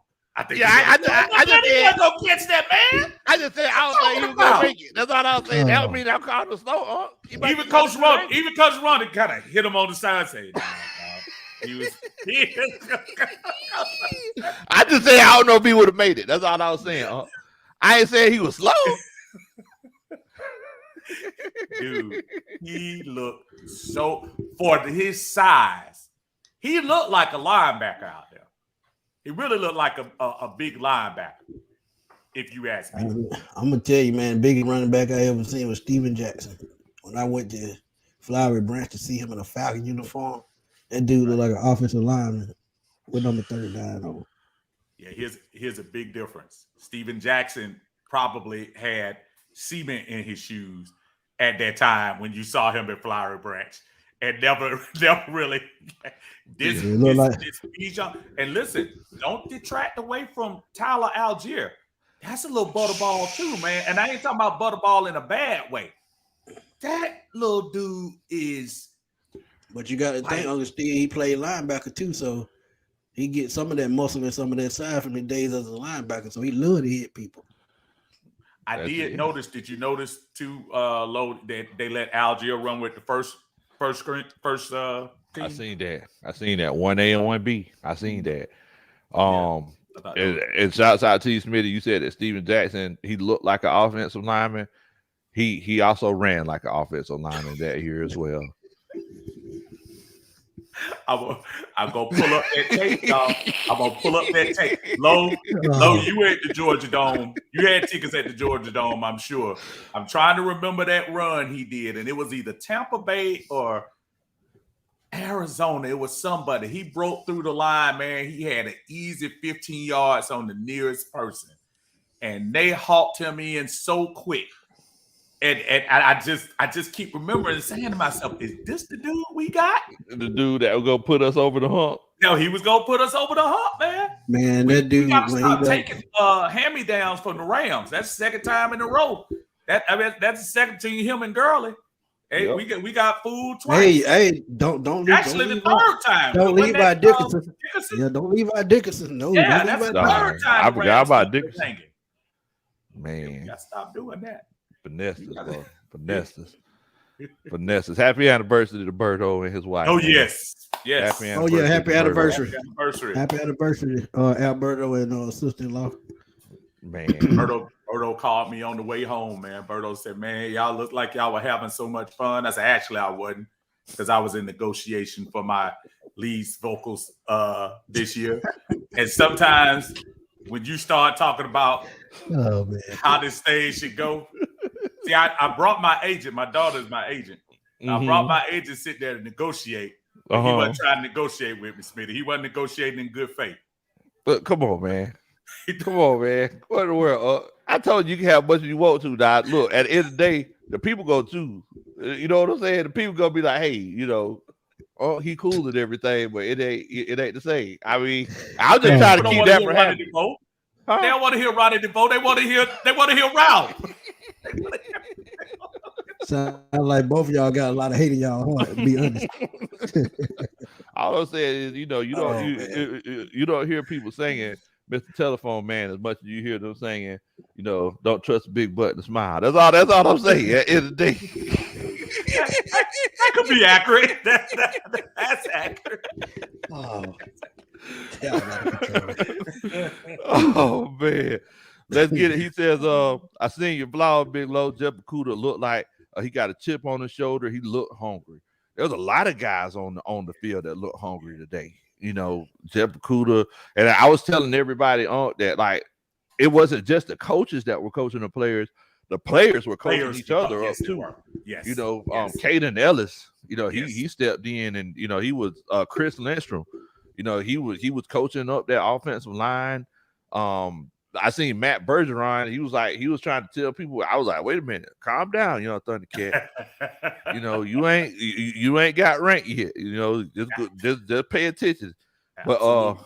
But one thing go ahead, Smitty. That's what y'all been on the shows with me. I've been speaking that for a while. That's why you bring in players like Calais Campbell, veterans that's been around, Jesse Bates, even AJ Terrell. He's in his 4th season. He's going to become that type person. Jeff Okudah definitely playing with a chip on his shoulder. And truth be told, halfway through the season, if he's playing the way he needs to, the Falcons could get a deal on that extension during the season. So just keep your eyes open, man. Go ahead. I'm sorry, Lo. The one point you made about the players talking to the other players, if we go back to those couple of plays that we were talking about at the very beginning, who made those first 2 plays? It wasn't any of the new guys that came in. First one was Jalen Hawkins. Next one was Richie Grant. So sometimes being around elevated talent makes you elevate your game. Right. And that's one of the things that's just culture changing for this team, because before the last 2 or 3 years, we've been depending on these young guys to grow up, get 3 seasons worth of experience in one shot. And you can't do that. Nope. So I just, I like this. I like this, the setup, the way it was today. Really I don't care what nobody say. I'm a firm believer in defense being being contagious. Yeah. It's like, if you're around people who, they have a passion for defense, it's like a lot of those people that used to play with the Ray Lewises of the world and the Brian Dawkinses of the world, like those people weren't that good. They were having out of body experiences every game. I mean, we just keep it above. They were having out of body experiences every game because they're like, man, shoot, boy, Ray crazy. I don't want to come across him at a late night in Atlanta. You know what I'm saying? Absolutely. I mean, it's one of those situations. So it's like, and if you think about it, that 1998 team was like that too. Yeah, you had Jesse Tugger, Chuck Smith, and those guys leading that defense. Man, they influenced everybody around them. Definitely. Now Raymond Collins, he told me to ask you if I told Smitty about this guy Mayfield looking sharp and crispy at right tackle. Crispy like a chicken wing, or crispy like a chicken nugget. Smitty, they had him out there, I think, with the first squad. They did, and a couple of 11-on-11s. They had him out there with the first squad. They sure did. They had him out there, Smitty. So just like I understand how you feel. When I didn't see Felipe today, it hurt my heart. I started crying. The emotions I felt by not seeing one of y'all favorite guys sit down. No, don't speak for me. Don't speak for me. So you gonna sit there with a straight face and tell that lie? Don't speak for me, Don't speak for me. Felipe forever, baby. Hashtag Felipe. Forever must go last until September. Forever don't last too long. Yeah, he might not make it to camp. I said here like he wasn't there for a reason. He might already know. The writing's on the wall like a Destiny Child album, but it's over. Nah, he was packing the Gatorade into the team bus. That's what he was. Man. Nah, But I will tell you though, Smitty, that Jalen Mayfield, I mean, and it's like it's kind of like what I was saying earlier. You know, nobody's really hitting each other, but he was moving around the field real good. And you know, I think Tony Wright mentioned it earlier in the chat. You know, we got to remember Jalen Mayfield was playing his rookie season as a 19-year-old. So it's like I was telling the chat earlier, he was powered by juice boxes and chicken fingers. Like he's still going off of his little boy strength. He ain't got his grown man strength. You know, he's just getting that coming in now. He go to Root Chris, he get chicken fingers. He don't know how to eat a steak. I'm just saying, bro. He ain't grown yet. And I'll say this about Jalen Mayfield. You could say what you want to say. I'm not trying to sit here and tell you this is the year he's going to turn it around or anything like that. But he sees the offensive line talent they're bringing on this field. He saw they went offensive line at the end of the draft last year and this year. If you don't get that message now, you know, you're going to be lost. So I hope he's watching and paying attention to what's going on around him. Because I don't think if he's not up to snuff, I don't think you see him on September 10th. I think he's gonna make it on the team. Huh? Listen, I do too, but I'm talking about those long fans like Smitty who just, you know, have given up on the young man and threw the jersey away. I think I don't give up on movie stars because that Boys in the Hood presentation was real good in that Philadelphia game. I think he'll be around. Yeah, that's one of Arthur Smith prize ponies, man. He ain't going nowhere. Shouts out to Eric Parker coming in here. What's going on, Eric? Hope you doing good tonight, fam. Shout out photo, man. Eric was enjoying himself today, man. Shout out. Oh, he put some pictures on Twitter. Yeah, shout out to DeMario Scott too, man, Mr. Falcon. Mr. Falcon, shouts out to Mario. Yeah. El Campa Manny says Cornell Armstrong better be ready to hop on that train with Felipe Franks as well. That cornerback room is looking full, Bo. It's like they just ain't they can't keep everybody. Yeah, man. Maybe this is a special teams guy. Maybe I don't know. I don't see him making it. Where you got Hughes still out there as well. I don't know, man. Got D. Alford. And Clark Phillips out there to take everybody's job. Clark Phillips, Gary Hall. I mean, it's loaded, man. Clark Phillips looking legit. He was flying around the field. And my dad always told me never trust a man named Cornell under the age of 30. He said once he hits 30, you good. But his name Cornell, he's less than 30 years old. You can't trust him. You know. Oh man. One thing though, we talked about Jeff Okudah earlier. It's like shouts out to him and AJ Terrell. Like they were connected at the hip. Like they were together a whole lot today. Like they spent a lot of time together, and it's like I really feel like that's going to be a situation where iron's going to sharpen iron because both of those guys are really, you know, trying to do what they could do to make each other better, and that's just going to make this defense better as well. Mm-hmm. And people don't understand, man. The Falcons have a lot of old first round picks on their roster, former first round picks. The teams are just getting rid of.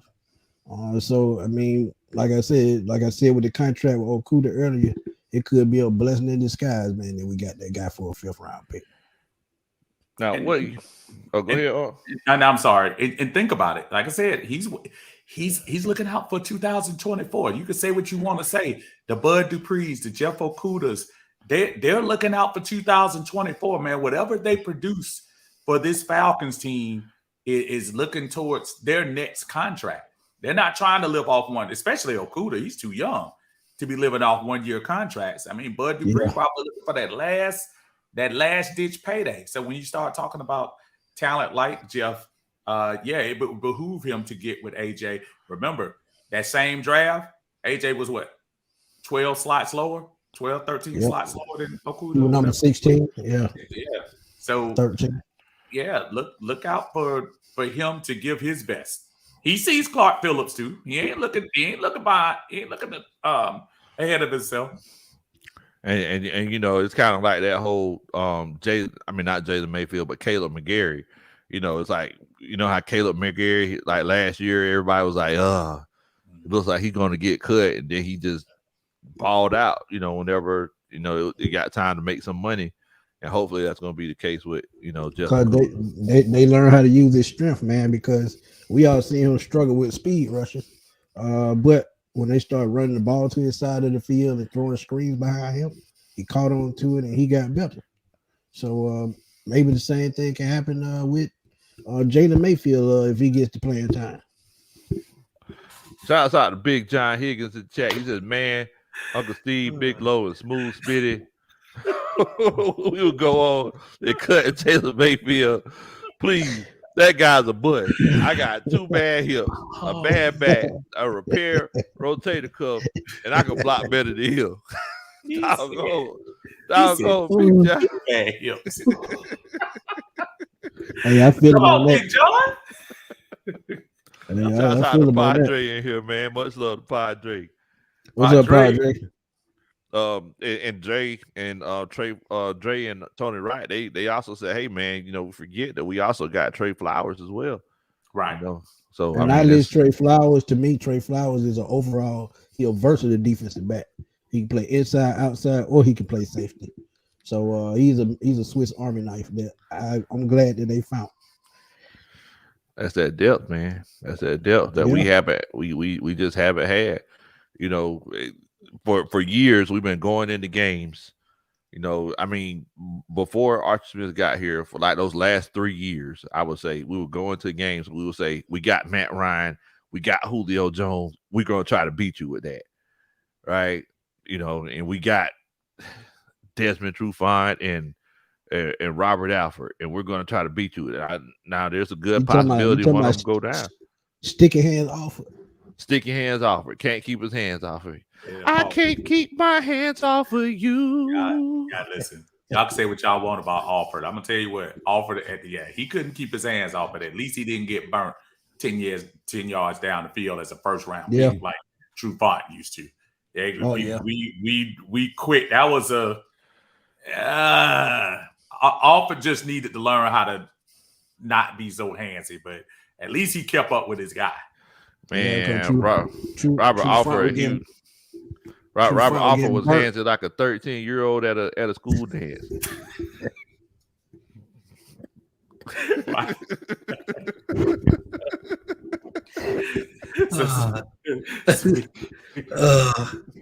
I'm sorry, Smitty. Go ahead. My bad. Hey, man. True fun. He was getting burnt like a John on Stewart Avenue, man. It was ugly. It was ugly. Padre says, "What's good, coach and staff? The streets is waiting on Big Low, Uncle Steve versus battle." Hello, I hang up and listen. Listen, let me tell you something, Padre. My bad. First of all, I want you to go and give your Superman chat. Then I'll talk. Okay. I got you. That's that. Dun, dun, dun. Big Low is my favorite lead singer. Go ahead. Oh man, you done changed up the lyrics. Come on, man. You can't change up the lyrics on the classic, man. Don't do that. Andre, he don't want none of that. You remember how Diddy dogged out Jermaine Dupri right before that verses and before the proposed verses they supposed to have. That's what they be around. Be running around circles, man. I can't do that to him, Padre. I can't do that. I put it to you like this right here. Somebody said, I think Swiss Beats, he was on Jennifer Hudson. She got a talk show. Yes, right. And Swiss Beats was like, maybe you should do a versus against Fantasia. That's what it would be like. I'll be Fantasia. You'll be Jennifer Hudson. Why you gotta be Fantasia? Because I'm gonna win. I'm gonna win.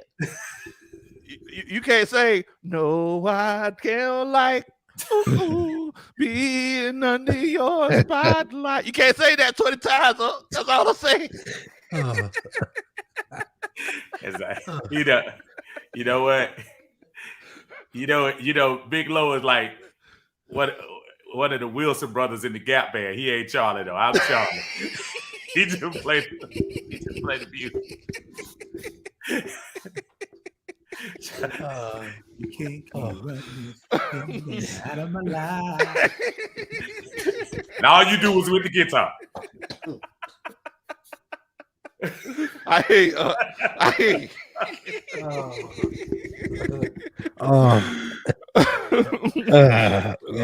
man, Raymond Collins. He said, "Hey man, think about this right here. No more Eric Harris."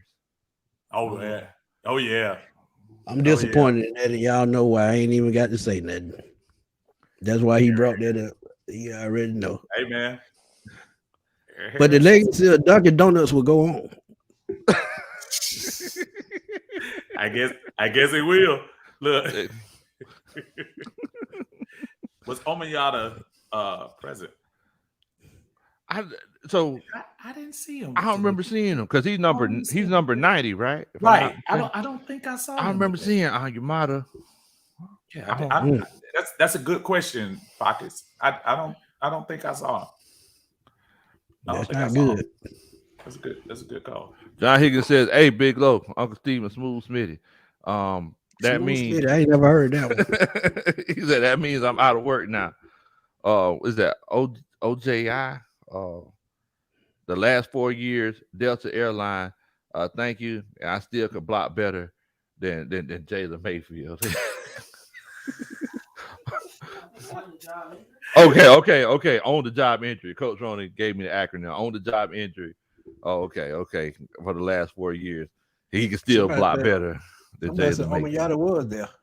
Okay, he was there. Okay, perfect. Mr. Week 79 said he was. Mr. Week 79. Okay, appreciate that, Mr. Week 79. Hey, Mr. Week, I was getting distracted by Lowe, so yeah, I ain't do nothing. If you saw him, I appreciate that, brother. Thanks for putting us up on game, brother. I appreciate that. I ain't do nothing. All I would do was dancing on Jumbotron. That's all I was doing. Oh, you know what? And Smitty, actually, true story. He was on the Jumbotron, right? So I'm just telling Lo this for the first time. So we got back to the car, and then my daughter said, "Man," she said, "he was up there dancing like you." And I said, "Wait a minute. First of all, what you say? Don't you ever say that man dead. She said that with a straight face. And I put her out and she took Marta home. Oh man. She said that with a straight face. What they call defects on me. No, she rolled home with me. I was just joking. Man. Dre says, Big Low, Robert Wilson. Man. He ain't Charlie. You know, I mean, come on now. I hear you. All I gotta say to that is shooby dooby dooby tweet. That's all I gotta say. Here you go. Padre says, the Uncle Steve just say Big Low is Harold Melvin without the blue notes. He'll never go platinum. Cold world. Dun, dun, dun. That's a Superman chat. We come on, man. Well, Padre, actually, no. Big Low was Harold Melvin because Teddy did all the singing. So Teddy did the singing on the hits. Harold just had the name. He did. He did. This is true. Remember, like Cool in the Game? Yeah, he's cool, and I'm JP.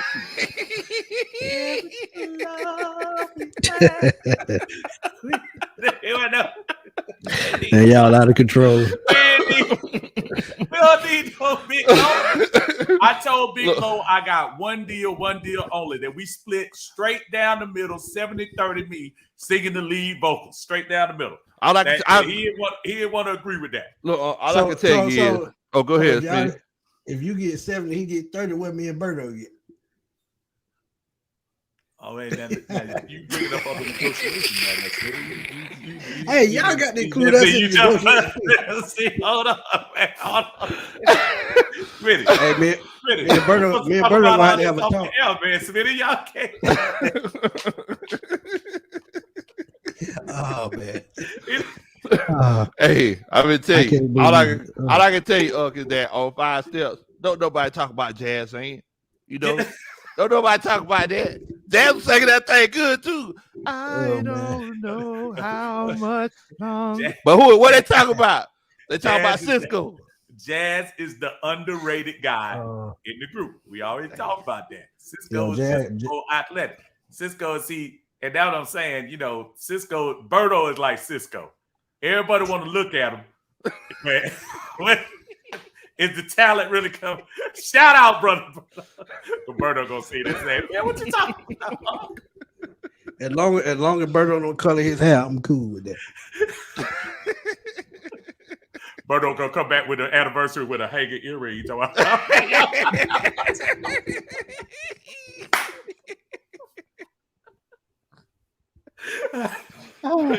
I told y'all I was different. That's what he gonna say. I told y'all I was different. See, Big Low started some of that hanging earring, and I really catch it. Yeah, you should have never said that. Now I'm done. Oh my goodness. Y'all crazy, man. Y'all crazy. Retro G's in here. He said, been a minute. What's good, Low? Okay, no, Retro. He said Big Low still rocking that Tiger shirt at Disney World Bowl. So, short story. Retro, he sent me this. He sent this picture. I don't know if y'all seen it on Twitter. He said, "Hey," he put on Twitter, like, "Hey, this guy looks like Big Low." Oh yeah, I saw that. I dude don't look that like me. Who this dude supposed to be? That ain't me. I had to look 2 times for real. It did look like you if you look at it quick. Oh wow! This dude don't look like me, man. Hey man, you look at it quick. I said, "You that Big Low? What the hell you doing that?" No. Well, yeah, that did look like you if you look at it real quick. Wow. I said, that. Yeah. Wow. They had you in Disney World, eh? I wasn't in Disney World. The reason why I knew it wasn't him because I know he would have never worn no shirt that ugly. Nah, I never wore a ticket shirt. Jerry G's in here, one of the Saints fans. See, I feel like the Saints are worried. They know that the pain is coming. You know, they see it. So I know what's going on. Shouts out to my brother Big Q from the Great Saint Think Tank. He sent Pelicans Noya and Jerry over here to run some intel on us because they know the pain is coming. If they want some intel, all they gotta do is go back to that video you made of dancing the chopper style. That's all they need to see.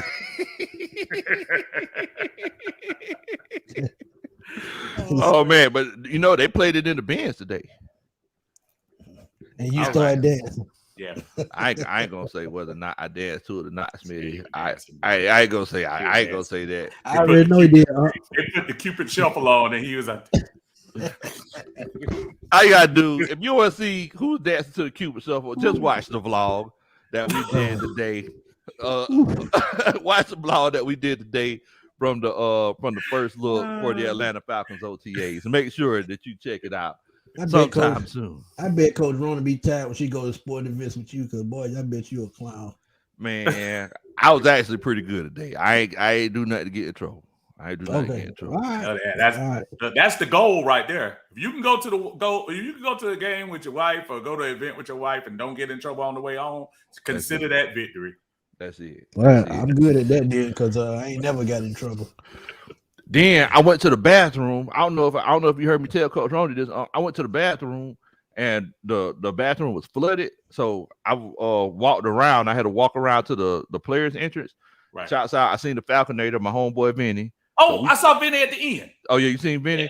Mm-hmm. So I dapped Vinny up, and then he was like, "Hey, Lo, we shooting a music video. You want to get in it?" So I got in a music video today. I wasn't even expecting it. So I was in a music video. Huh? Was that Baby Shark?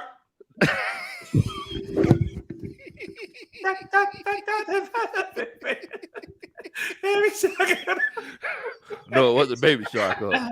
It wasn't Baby Shark. I don't know. I was in a music video. Oh man. Everything.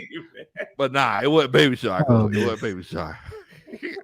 Whose song it was, I don't know. Hell no. I'm just gonna find it on the internet one day, so I can't even shout them out. But thank you for letting me in your music video. You already been on stage with Pastor Troy, so you well known. Hey man, shouts out to Troy, man. Shouts out to Troy. There you go. Cool there people. You go. Tony Wright says, speaking of dancing, Lo, tell Smitty and Uncle Steve how you were in Hammer's pumps and the bumps. 2 videos of Deion Sanders, Ricky Waters, Air Hall. circus and dancing with all those honeys. And all them had hanging earrings back in the day. All them had hanging earrings. Ricky Waters had them. Ricky Waters had a hanging earring. I know you don't start stuff a little bit. That Pumps in the Butt was pretty good to me. I ain't gonna lie. I just like Pumps in the Butt. I got in trouble because I got in trouble because I was young when it came out. So I was rapping the song. Yeah, I got in trouble singing that thing. Oh yeah. Oh yeah. My mama said, "What you say?" Yeah, Mama Country had that switch. Yes. I know if it was a switch or a tree.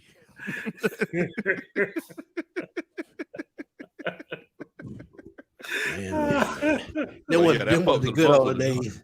Yeah, gotta love it, man. Gotta love it. Boy. So totally.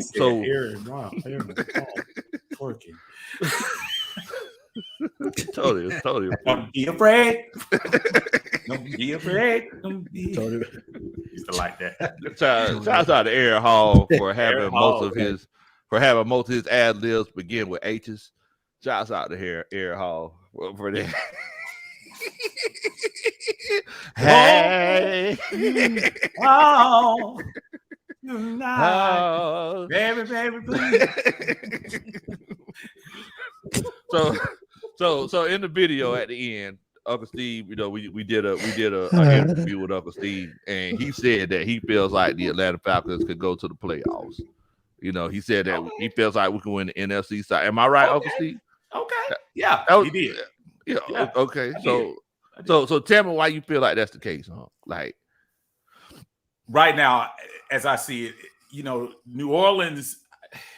Look, I'm not gonna sit here and pump them up, but truth be told, they ran this division pretty much for the last decade and a half, and that's the truth. The problem is most of those guys are gone. Drew Brees is gone. Most of the offensive line is gone. They haven't. I mean, the Kamara is nice, but that's about it. They haven't had consistent wide receiver play.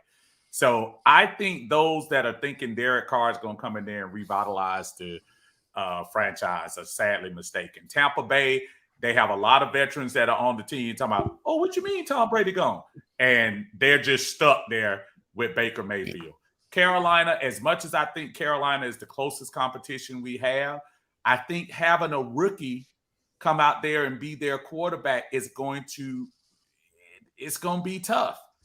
As much as I give Desmond Ridder a hard, time about his growth and whatever, but at least he does have his feet wet.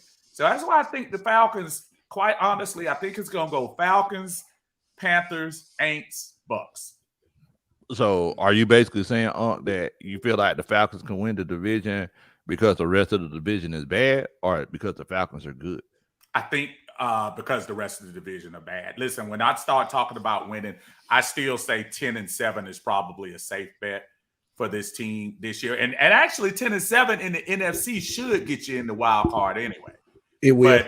But I think are we in the league with the Philadelphias and the San Franciscos right now? No. But I do think we have outside opportunity to be a number 3 seed, which pretty much doesn't mean anything because you got to play the wild card week anyway. But look, get into the tournament and let's see what happens. But I think all you got to do is get in.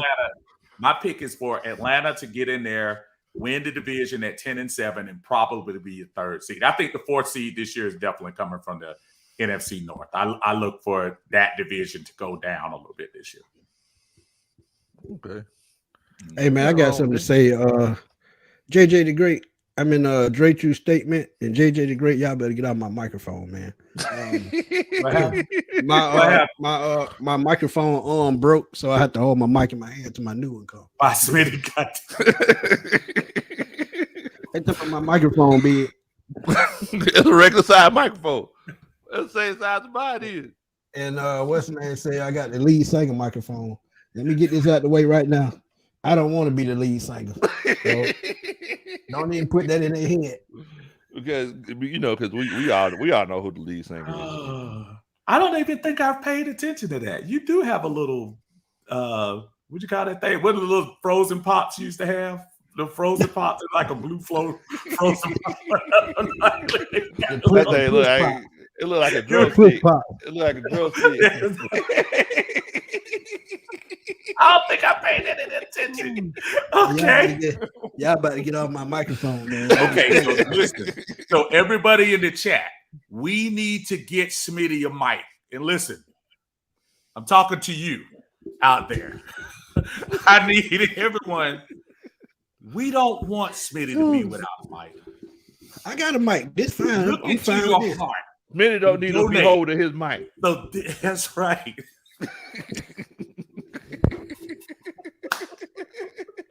Smitty don't need to hold his mic all day.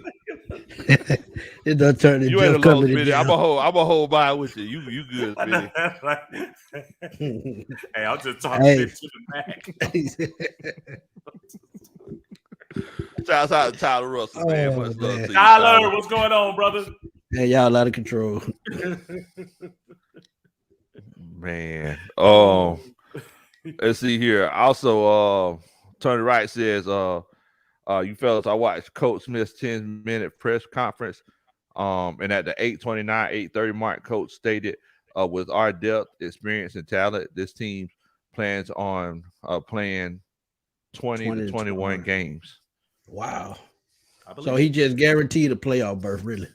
Basically, so he said he's never said that before. Because the season is 17 games, and then you go all the way to the Super Bowl. That's 21 games. Hey, man. And you got to have that kind of confidence, though. You got to. I mean, if you don't, you expecting to fail. They're going to be at least two surprise teams, I think, in the NFC, and Atlanta's going to be one of them. And this is an opportunity now where you have to seize any type of opening that you get. And I really feel like Atlanta has an opportunity to go at least the divisional round of the playoffs this year. And if some breaks come our way, who knows? There's no reason why that team that I saw out there today who looks like they're ready to play can't go into the second week of the playoffs. Yeah. Okay. John Higgins says, Big Low Kuntry and Uncle Steve and Smooth Smitty. We're going to have a stanky leg contest with Uncle Steve and Big Low. Yeah, I don't want none of that, Big John. Big John, let me tell you something. Stop trying to don't even try to get that man to do that. That man stretch a hamstring trying to do the stanky leg, man. Don't get that man on here trying to get that man hurt. For the second time tonight, I've had to utter these words. But please, get that hate out your heart. You go to the doctor, get an X-ray, schedule the appointment, set up the surgery, and get that hate out your heart. They didn't even check. Coach Ronan's bag or anything else. She had ice packs in there because he knew his hamstrings was gonna be bothering him for doing all that walking today. Now, the kind you got to break open and they get cold. Boy, the hate is real, boy. The hate is real. Connor Martell said, Big Low, which one of the wide receivers impressed you the most? Who you see pushing for the wide receiver 2 and 3 spots? Mac Hollins impressed me the most. Mac looked good. He stood out today, and it just wasn't because of his hair. Yeah. He legit looked like a wide receiver too. Yes, he did. And look speedy. And aside of having a Head and Shoulders commercial coming his way pretty soon, he looked like he was moving and grooving like he's a number 2 receiver. Yes. Also, Raymond Collins with the Superman chat. Not the super chat in there, brother. Raymond says, we're not too far from Philadelphia and San Francisco. And here's for Smitty's microphone. Thanks so much for donating to the cause. Thank you, Raymond. Thank you for asking. Hey, I don't know why y'all laughing. I'm gonna take those $5 and go directly to Dunkin' Donuts. We're gonna move up, and if we can get any more donations, we'll get up to a radio. Keep talking up. Keep talking. A Radio Shack, Mike. We can get him right. He can do it. You can do it for him. Give this for Smitty's Mike. Let's do it, folks. Let's bring right.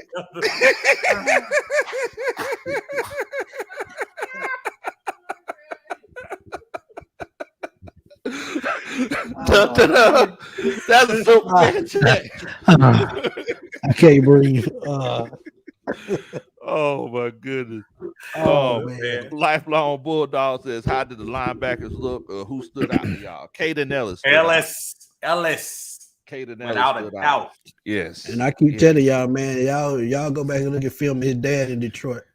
That dude dad was a monster on that defensive line, man. Yes. He got them same type instincts. He does. Like, he's going to be really, really good around the line of scrimmage opposed to coverage.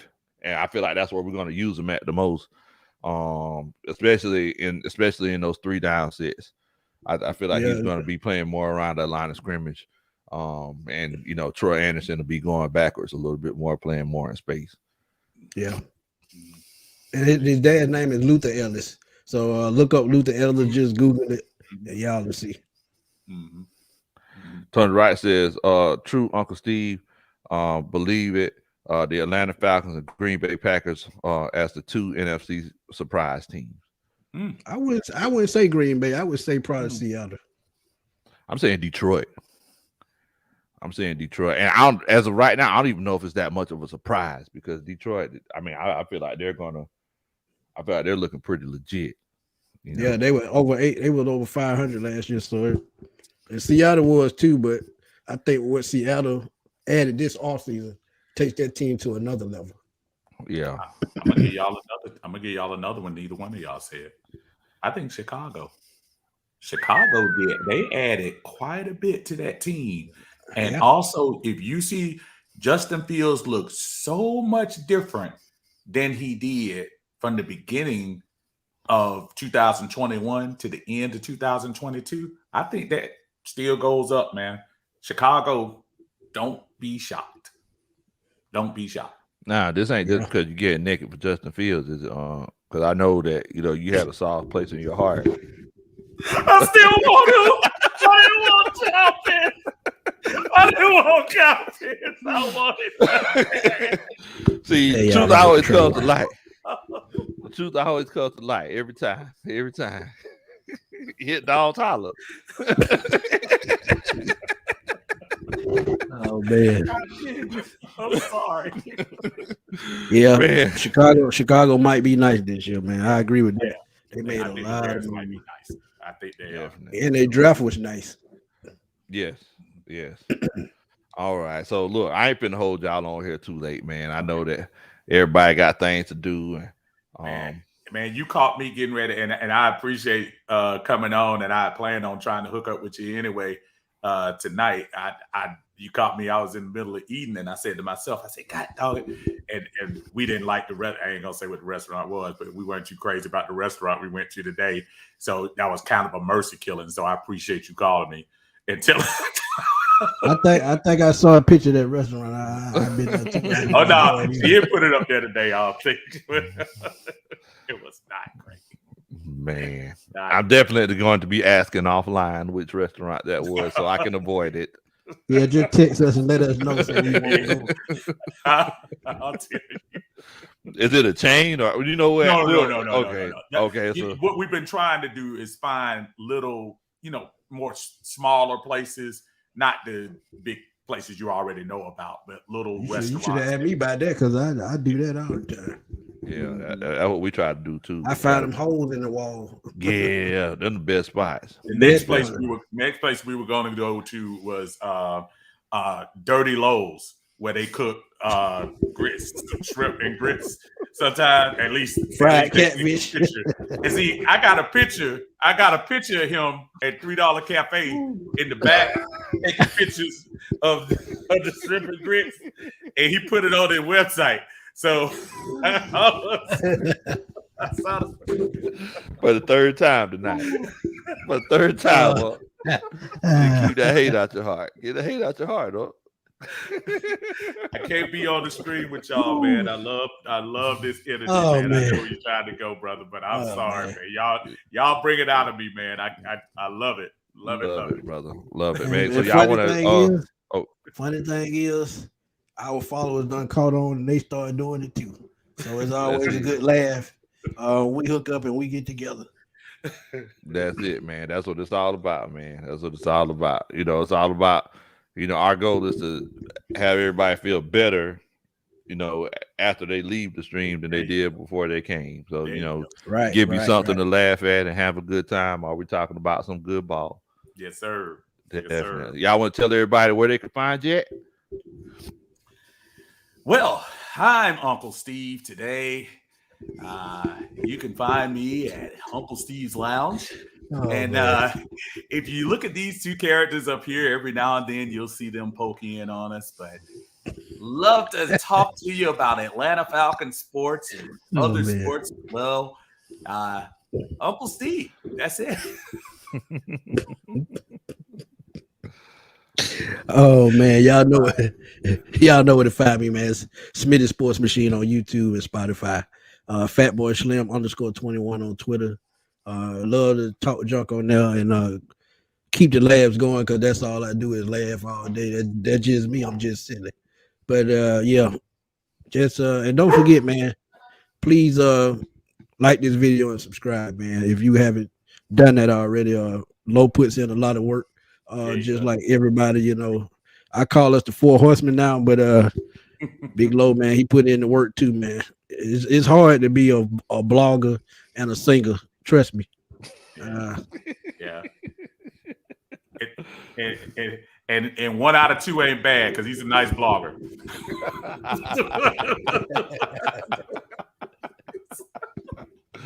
Blogger / entertainer. Maybe we should go entertainer. I mean, I could just be an entertainer, you know. I mean, we could go with that. You know, the best entertainer is always the lead singer anyway. So, you know, we can go with that. We'll go with that. Oh, man. But yeah, I know me. My name's Big Low Kuntry. I'm just an old country boy, former football coach that love to sit around and talk about sports. And y'all know it's one of those cases where I always enjoy chopping it up with these guys, man. These guys have great energy. Make sure that y'all check out their channels. The Smitty Sports Machine, Uncle Steve's Lounge. If you're watching this because I see that Smitty tagged this show on here. If you're watching this on Smitty's show, make sure that you come over to Big Low Kuntry Sports and check us out as well. Yeah, you know, we're also on Twitter and Instagram. And also make sure that you check out the vlog that we posted today of the first look. If you didn't get a chance to go, you'll definitely enjoy it. We had a great time recording it. Had a great time. Hey, before we get out of here, shout out to 95 North Falcons Talk Show. Yeah. Right Shouts out to Alberto, man. Please go check him out. Happy anniversary to him and the missus, man. Shout out to them. How did she put up with him that long and feed him pumpkin pie? I want to know. But yeah, shout out to Alberto, man. 95 North Falcons Talk Show. Please go check him out and check us out every Tuesday at 8 p.m. On the 95 North Sports Machine. So shout out to Berto, man. I already know it, man. Well, look, everybody, y'all take care. Thank you so much once again, and rise up, 8 times down. We ready. Rise up.